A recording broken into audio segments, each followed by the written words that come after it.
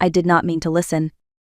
I was standing just outside the glass doors holding a tray of food I had spent all afternoon preparing. The grill was still hot. The plates were warm in my hands. This was Adam's weekly dinner. His friends, his space, or at least that was how he described it. Then I heard him laugh. Not the casual laugh he used with me, but the loud, confident one he saved for other men. The kind that fills a room and demands approval. "I doubt this joke of a marriage will survive another year," Adam said. "She's nowhere near my level anymore." The words landed before I could move.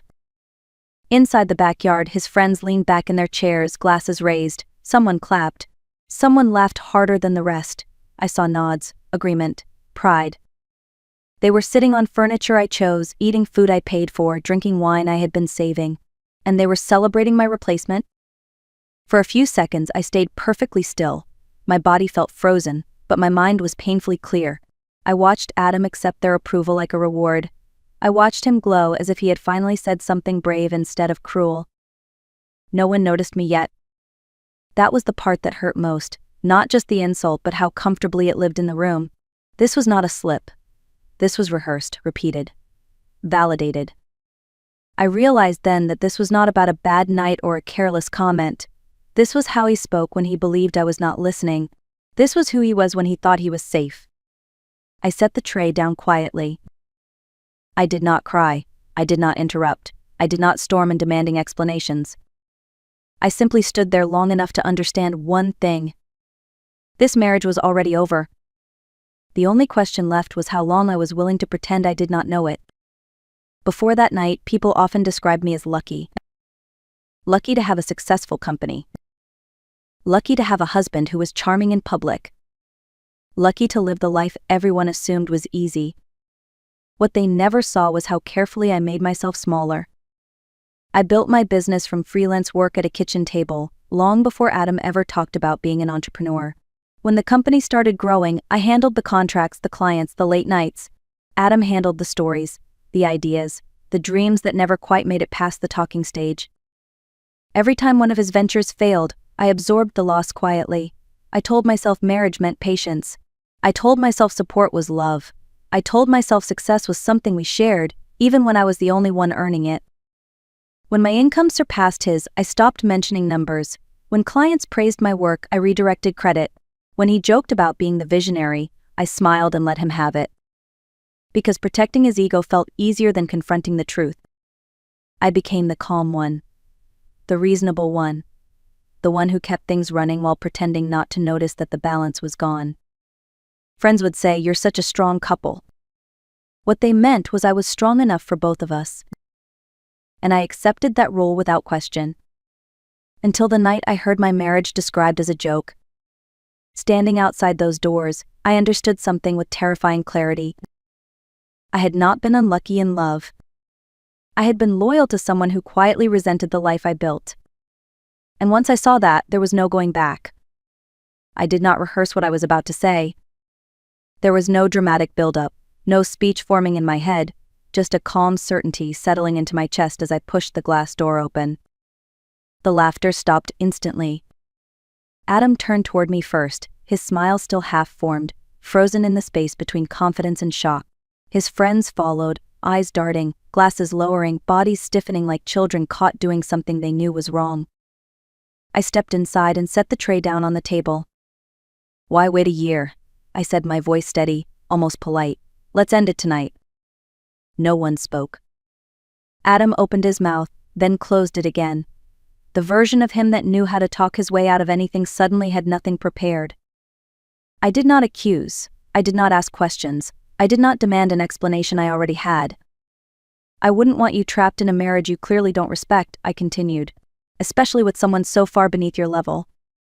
One of his friends looked down at the ground. Another pretended to check his phone. The approval they had been so generous with seconds earlier vanished. Adam finally found his voice. "Elena, we were just talking. You took it out of context." I shook my head once. "This is the context," I said. "This is who you are when you think I'm not listening." Then I turned and walked back inside the house. I did not wait for him to follow. I did not stay to watch his friends scatter. I did not look back to see if regret had finally reached his face. For the first time in years, I did not stay to manage his emotions. I had said the sentence that mattered. Everything after that was just logistics. I went straight to the bedroom. Not the guest room, not the couch, the room that still held the illusion of us. I pulled my suitcase from the closet and laid it open on the bed. The movements felt almost mechanical, like muscle memory from a life I did not remember training for. I packed what mattered. Work clothes first. The blazers I wore to meetings he never attended. The laptop bag that held my entire professional life. Jewelry I bought myself after major deals, each piece a quiet celebration I never announced. I skipped the things tied to memories. Those could stay behind. I was not running. I was separating. Adam appeared in the doorway, breath uneven, hair no longer perfectly styled. "Elena, please," he said. "Let's talk about this." "There's nothing to talk about," I replied without turning around. "You already did the talking." He tried to step closer. "You're overreacting. It was just words, guy talk." I zipped the suitcase closed and finally faced him. "You didn't joke about leaving," I said. "You joked about replacing me." The room fell quiet again. "I know about the lawyer," I continued. "I know about the account you opened without telling me. And I know you've been telling people I'm difficult to work with." His face drained of color. "How do you know that?" Because I had been paying attention longer than he thought. I lifted the suitcase from the bed. "I'm not leaving because you embarrassed me," I said. "I'm leaving because you plan to erase me." For the first time that night, he had nothing left to say.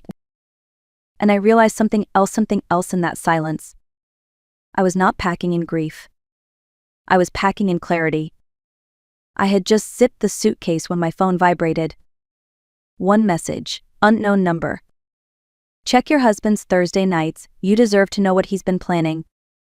I stared at the screen, my pulse steady in a way that surprised me. I wasn't confused. I wasn't scared. Something inside me already knew this was not a coincidence. Another message followed seconds later. "I'm sorry it took me this long. I didn't know how to stop it." The name appeared then. Mark Reynolds. Adam's closest friend. The one who had toasted loudest.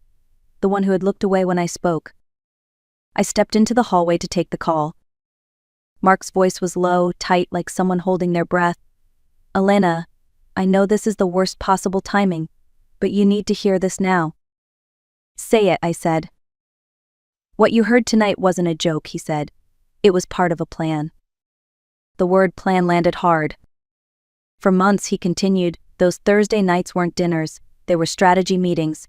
"Adam's been documenting everything you do, emails, late nights, decisions. He's building a case." "A case for what?" I asked, already knowing the answer. "To make you look unstable," Mark said, "so he can take control of the company and walk away clean." The hallway felt suddenly too quiet. "I have proof," he added, "messages, notes, screenshots. I couldn't sit with it anymore." I closed my eyes for a moment. This wasn't betrayal anymore. This was a campaign. And for the first time that night, I understood something clearly. Ending the marriage was only the beginning. We met the next morning in a quiet cafe across town. Mark arrived early, already seated, his coffee untouched.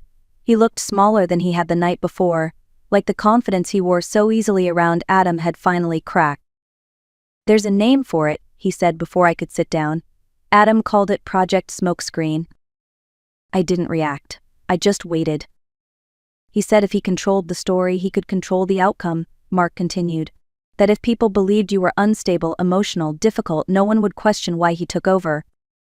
He slid his phone across the table. Messages filled the screen. Group chats, long threads. Adam's words unmistakable. "Document everything. Frame it as concern. Let her think she's overreacting. If she gets angry, that helps us." My stomach tightened, but my hands stayed steady.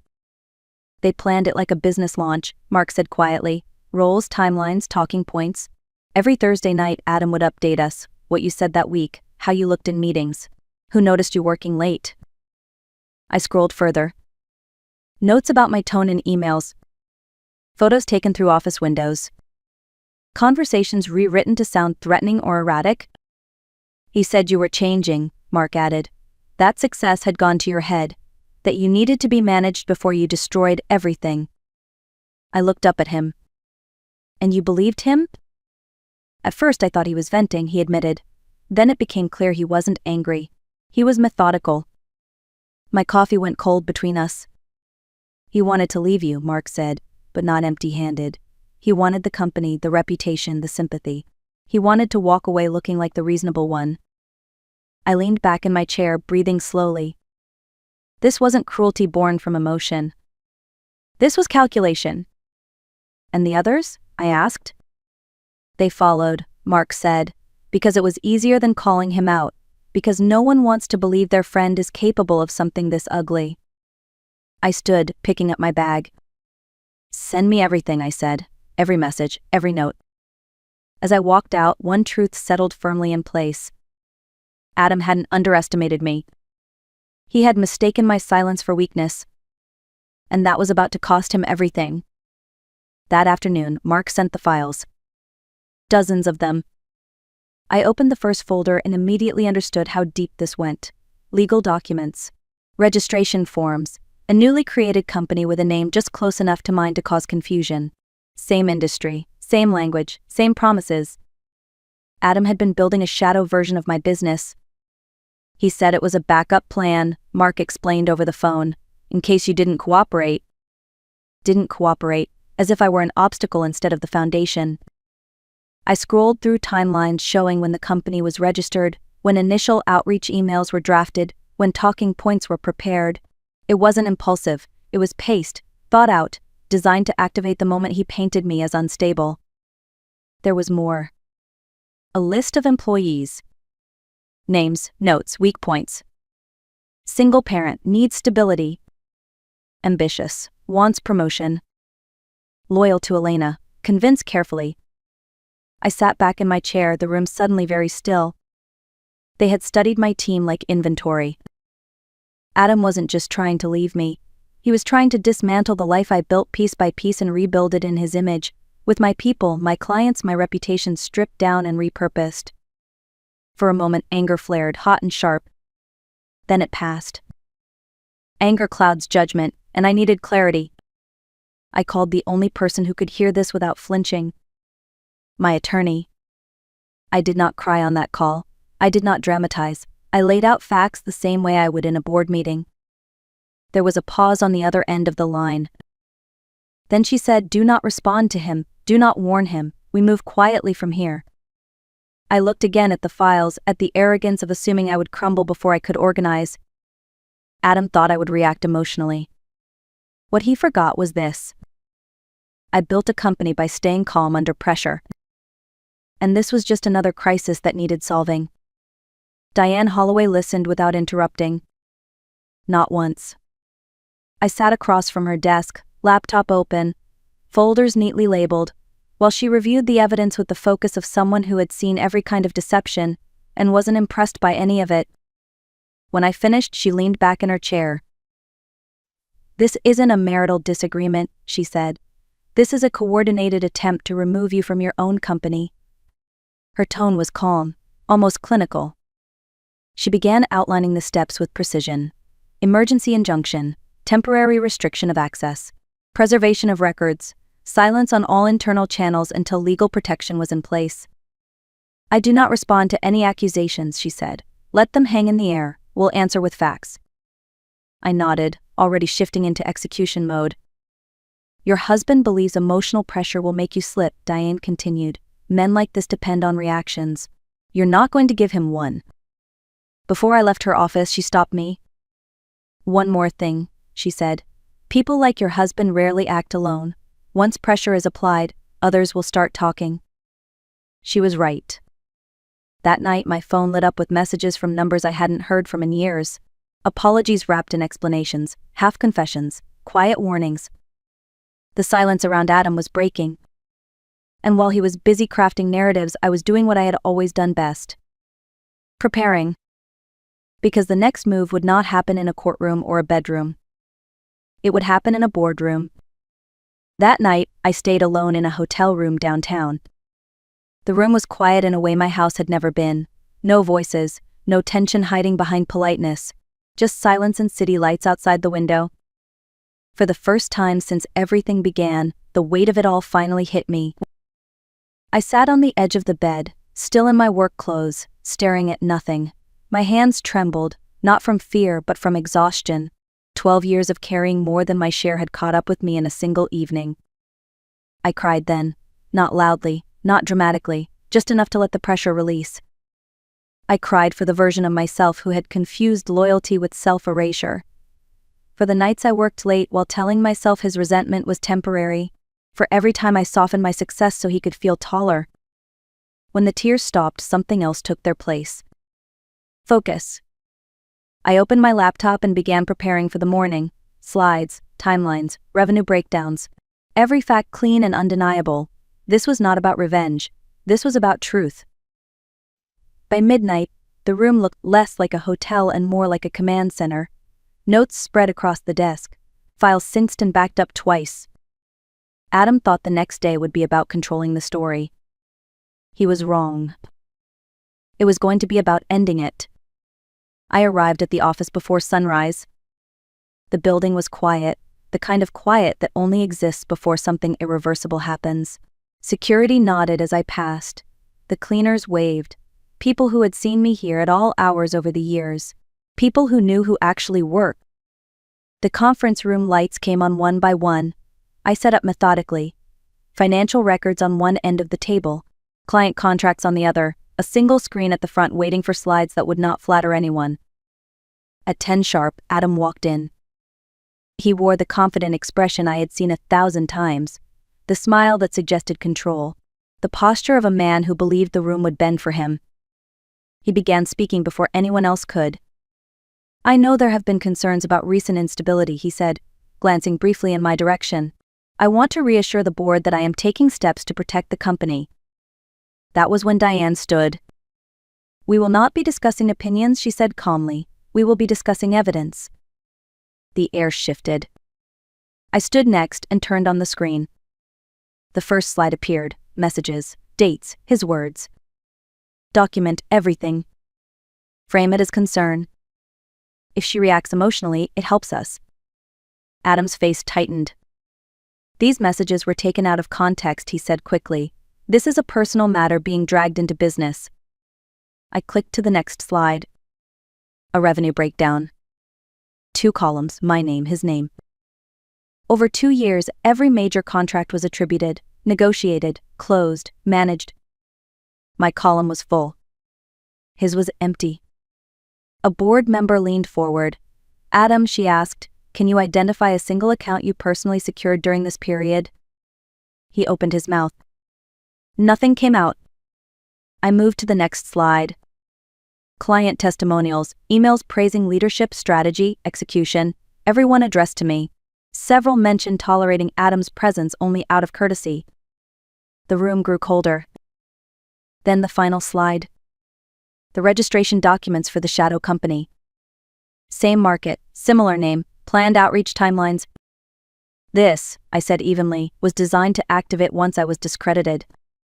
Adam stood abruptly. "This is a misunderstanding. Mark had his own agenda. You all know how emotional Elena can be."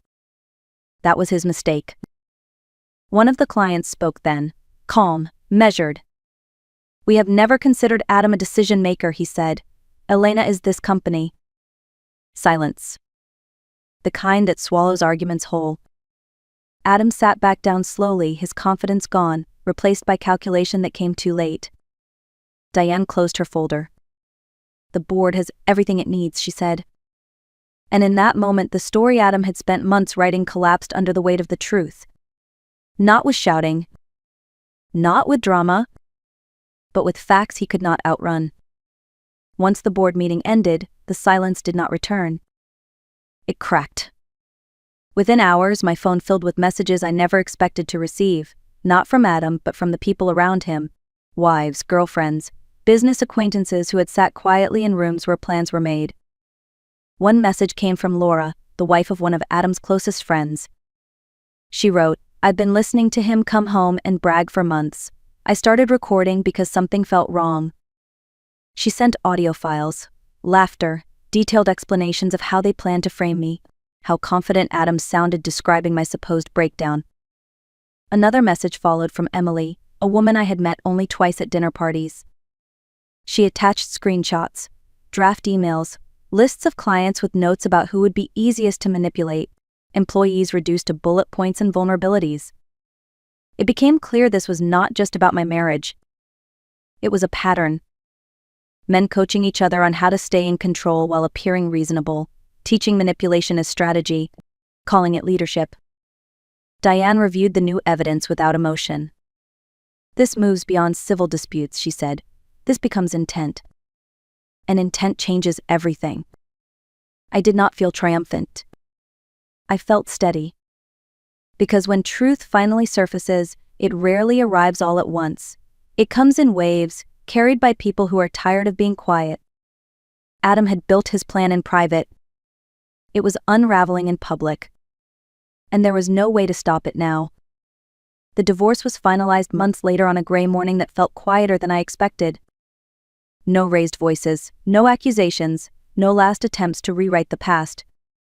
Adam sat across from me at the table, smaller somehow. The confidence that once filled every room was gone, replaced by a tension he could not hide. He did not look at me when the papers were placed in front of him. Diane reviewed the terms one final time. I retained full ownership of the company. The house. All intellectual property. There would be no alimony, no future claims. A strict non-compete clause that would keep him far away from the industry he tried to steal. Adam's lawyer said nothing.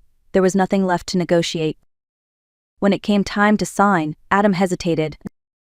I never meant for it to go this far, he said quietly. I met his eyes for the first time that day. You planned for it to go exactly this far, I replied. You just didn't expect to lose. He nodded once and signed. As he stood to leave, he whispered an apology. It sounded rehearsed, late, weightless. I did not respond. Because the real closure did not come from words. It came from walking out of that room with my name intact, my work protected, and my future finally my own. Life did not magically become easy after the divorce. It became clear. The company stabilized faster than anyone expected. Decisions that once took days now took minutes. Meetings ended on time. The tension that had lived quietly in the background was gone, and in its place was momentum. Clients noticed, so did the team. Without Adam's interference, projects moved forward cleanly. New contracts came in. Opportunities I had once postponed out of consideration were suddenly possible again. But the most unexpected change came through my inbox. Messages from women I had never met. They wrote about overhearing similar conversations, about being slowly painted as difficult, emotional, unstable, about shrinking themselves to keep peace with men who quietly resented their competence. They didn't thank me for revenge. They thanked me for clarity. One message stayed with me. I thought I was crazy until I heard your story. Now I know I was being managed, not loved. Adam sent a letter during that time, 3 pages long, apologetic in tone, defensive in substance. Even in regret, he claimed shared credit for my success. I read it once. Then I filed it away and locked the drawer. Not out of anger, but as a reminder. Some people stand in the ruins of what they destroyed and still believe they deserve a share of what survived. I no longer needed to explain myself. I was busy building again. I saw him months later in a grocery store on a quiet weekday afternoon. He stood in the aisle comparing prices, shoulders slightly hunched, the confidence that once announced him gone. His clothes were ordinary, unremarkable. He looked like someone trying not to be noticed. For a moment our eyes met. I recognized the hesitation immediately, the instinct to approach, to explain, to reclaim a version of himself that no longer existed. He took one step toward me, then stopped. Not because I looked angry. Because I didn't look at him at all. I returned my attention to the shelf in front of me, reading labels, making a decision, continuing my day. The same calm focus I used in meetings, the same indifference reserved for problems already solved. Out of the corner of my eye, I saw him abandon his cart and turn away. Fast. As if staying any longer would force him to face something he could not undo. I did not feel satisfaction. I felt free. Because the opposite of love is not hate. It is irrelevance. And in that aisle, under fluorescent lights and ordinary choices, I understood the final truth. The real power was never in proving my worth. It was in no longer needing him to see it. For a long time I thought revenge meant watching someone fall. I was wrong. Revenge is not destruction, it is separation. It is the moment you stop arguing with someone who has already decided not to see you clearly. Adam did not lose because I exposed him. He lost because I stopped carrying him. I did not win by shouting or humiliating him. I won by telling the truth once, protecting my work, and walking forward without dragging his ego behind me.